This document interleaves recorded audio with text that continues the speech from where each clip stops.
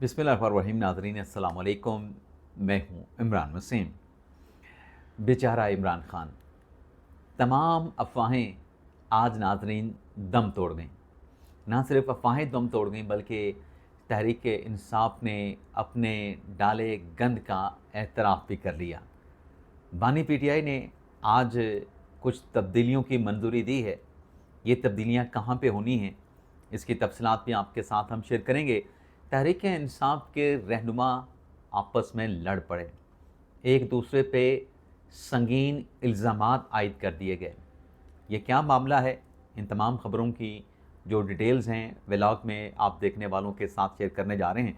लेकिन प्रोग्राम का आगाज़ करने से पहले आप नाज़रीन से चैनल सब्सक्रिप्शन की दरख्वास्त करेंगे कि जिन दोस्तों की जानिब से अभी तक हमारे चैनल को सब्सक्राइब नहीं किया गया, उनसे दरख्वास्त होगी कि चैनल को सब्सक्राइब कर लें, बेल आइकॉन का बटन प्रेस करें। वीडियो अगर पसंद आए तो इसे लाइक भी करें और शेयर भी करें।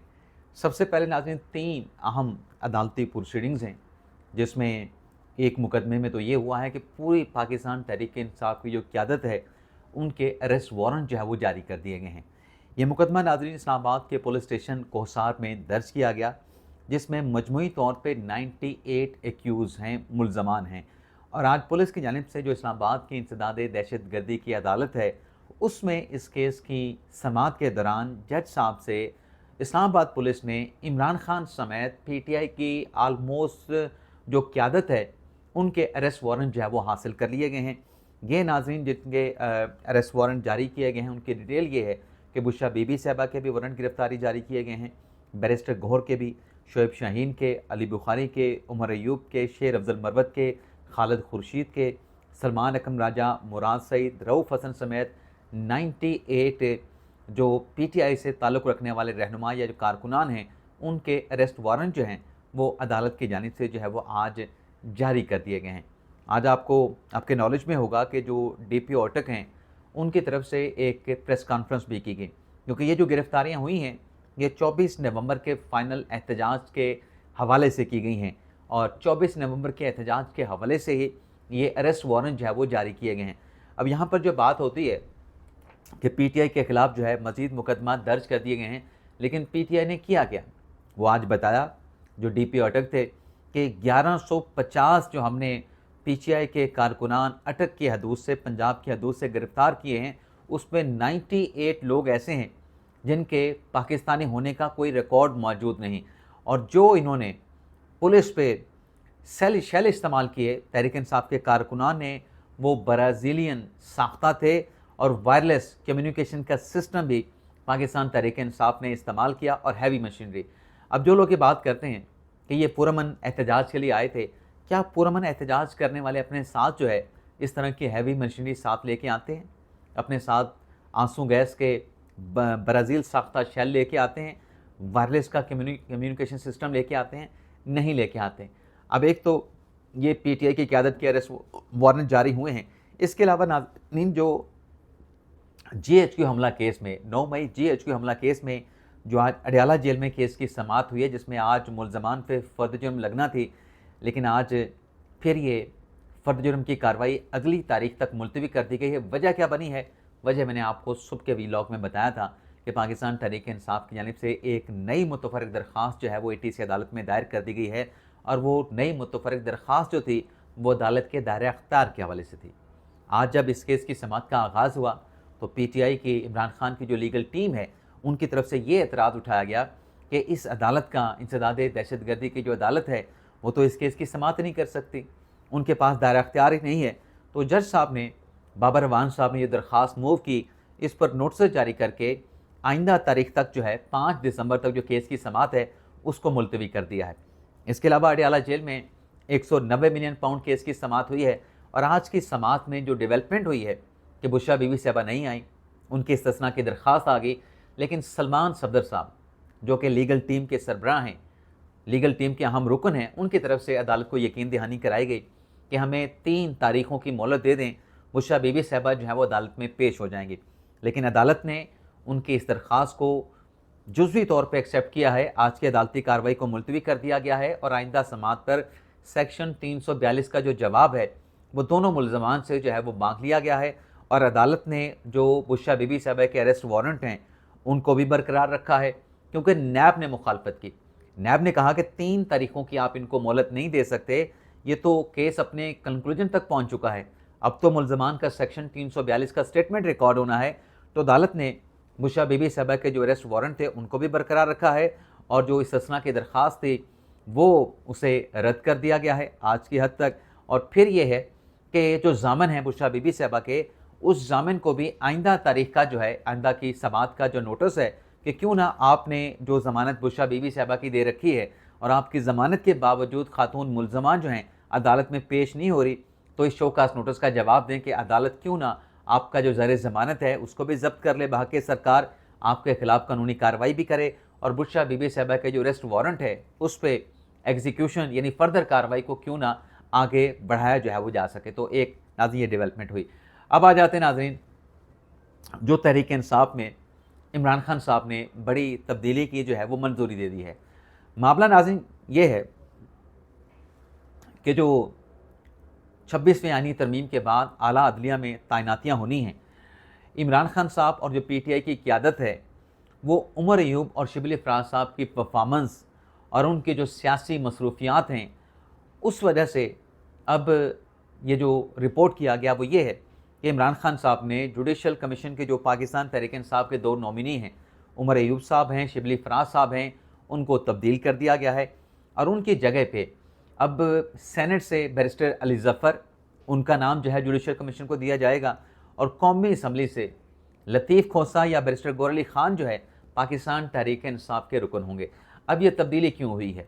इस तब्दीली की नाज़रीन वजह यह है कि जो 6 दिसंबर को जुडिशल कमीशन का इजलास होने जा रहा है, जिसमें सिंध हाई कोर्ट में जजेस जो है वो अपॉइंट होने हैं, एडिशनल जजेस के नामों की मंजूरी होनी है। इसी तरीके से पेशावर हाई कोर्ट में एडिशनल जजेस के लिए 6 दिसंबर को इजलास बुलाया गया है। 9 जज जो है वो पेशावर हाई कोर्ट में लगने हैं, 12 जज जो है वो सिंध हाई कोर्ट में लगने हैं। लेकिन 26वीं आईनी तरमीम के बाद अब जो जुडिशल कमीशन के अरकान हैं वो भी नाम प्रपोज कर सकते हैं। लेकिन अब तक की जो लिस्ट सामने आई है, 9 एक है पेशावर हाई कोर्ट की, 12 दूसरी लिस्ट है सिंध हाई कोर्ट की, उसमें तहरीक इंसाफ ने अपनी कोई फहरिस्त नहीं दी कि ये हमारी तरफ से नॉमिनी हैं, इनको भी हाई कोर्ट्स का, सिंध हाई कोर्ट का, पेशावर हाई कोर्ट का जज लगाया जाए, एडिशनल जज बनाया जाए। कोई फहरिस्त जो है PTI के इन दोनों अरकान की तरफ से, उमर अयूब की तरफ से, शिबली फराज की तरफ से नहीं दी गई। अब इमरान खान साहब ये चाहते हैं, पाकिस्तान तहरीक इंसाफ की ख्वाहिश ये है कि वो भी अपने नाम जो हैं जुडिशल कमीशन के इजलास के लिए फ्लोट करें, और उनके प्रपोज किए गए जो नाम हैं उन्हें भी सिंध हाई कोर्ट और पेशावर हाई कोर्ट का जज बनाने के लिए उनके नामों पर भी गौर किया जाए।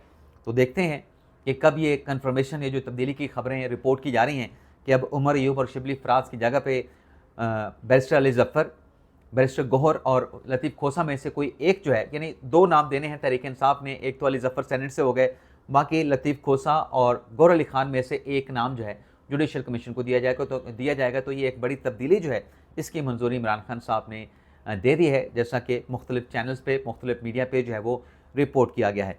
लेकिन नाज़रीन, तहरीक इंसाफ ने अपने गंद का एतराफ़ कैसे किया कि ये गंद हमने डाला है। इमरान खान बेचारा है जी, उससे मुतल्लिक जितनी अफवाहें फैलाई गईं, आज वो अफवाहें कैसे दम तोड़ गईं।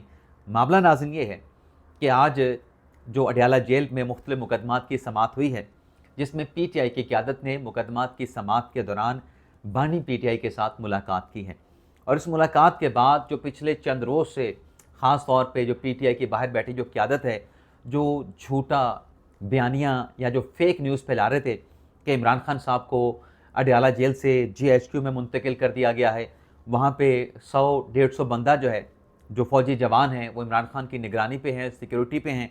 इमरान खान के सेल में जहरीली गैस जो है वो छोड़ दी गई है। इमरान खान जो है खुदा न खास्ता वो पागल हो गए हैं, उनका ज़हनी तवाज़न ख़राब होने का ख़दशा मौजूद है, और इमरान खान साहब जो हैं अडयाला जेल से किसी और जगह मुंतकिल किए गए हैं। खान साहब की सेहत के हवाले से, खान साहब की ज़िंदगी के हवाले से बातें की गई कि ख़तरा लाहक है। तो आज बैरिस्टर गौहर अली ख़ान साहब जो हैं इमरान खान साहब के साथ मुलाकात करके आए, और उन्होंने वाज़ेह तौर पे कहा कि ये तमाम फेक न्यूज़ थी। इमरान खान सेहतमंद हैं, इमरान खान बिल्कुल ठीक हैं, हशाश बशाश हैं, हमारी उनके साथ मुलाकात हुई है, और इमरान खान को अडयाला जेल से किसी दूसरी जगह पे मुंतकिल नहीं किया गया, और बैरिस्टर गौहर अली खान ने कहा कि जितनी ये खबरें फैलाई गईं, जितनी ये खबरें चलाई गईं, तमाम की तमाम फेक न्यूज़ हैं, तमाम की तमाम गलत खबरें हैं। और फिर उन्होंने ये भी एतराफ़ किया, यानी इस गंद का तो एतराफ़ किया कि फ़ेक न्यूज़ हमने फैलाई कि खान साहब अडयाला जेल में नहीं हैं, खान साहब की सेहत जो है वो ख़राब हो रही है, खान साहब को जहर देने का खदशा। इन तमाम खबरों को जो गंद पीटीआई के अपने लोगों ने बाहर बैठ के फैलाया था, इस गंद का एतराफ़ कर लिया कि ये जो लोग भी खबरें फैला रहे थे, इनके साथ हमारा कोई ताल्लुक़ नहीं। तो एक तो इन फेक न्यूज़ से पाकिस्तान तहरीक इंसाफ दस्तबरदार हुई, लेकिन साथ में जो इनका जो लॉन्ग मार्च था, जो एहतजाज था, डी चौक पे जैसे नाकाम हुआ और जैसे यहाँ से लोग जो है वो वापस गए, उसके बाद जो एक और झूठा प्रोपेगेंडा फैलाया गया कि सैकड़ों की तादाद में अमवात हो गई हैं, सैकड़ों की तादाद में पीटीआई के कारकुनान को गोलियां मारी गई हैं।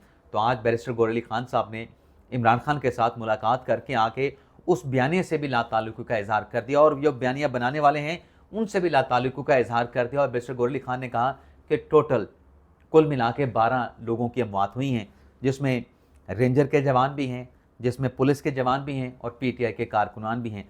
चलें, रेंजर के जवानों के नाम तो मौजूद हैं, पुलिस एहलकारों के नाम भी मौजूद हैं। अब पीटीआई के कौन से कारकुनान जो है वो उनकी अमवात हुई है, जाँ बहक हुए हैं, उनके कवायद तो अभी पाकिस्तान तहरीक इंसाफ ने देने हैं, नाम अभी बताने हैं कि पीटीआई के कौन से लोग हैं। अभी तक पाकिस्तान तहरीक इंसाफ के उनके जो नाम हैं वो सामने पीटीआई की जानिब से ऑफिशियली सामने नहीं लाए गए। लेकिन वो जो एक पूरा गंद, पूरा प्रोपेगेंडा, फेक न्यूज़ थी, जो कैंपेन थी रियासत के ख़िलाफ़, कौमी सलामती के इदारों के ख़िलाफ़, आज उन तमाम झूठी खबरों से जनाब बैरिस्टर गौहर अली खान साहब जो कि पीटीआई के चेयरमैन हैं, ना सिर्फ लाताल्लुकी का इजहार कर दिया है बल्कि अपने लोगों को झूठा उन्होंने करार दे दिया है।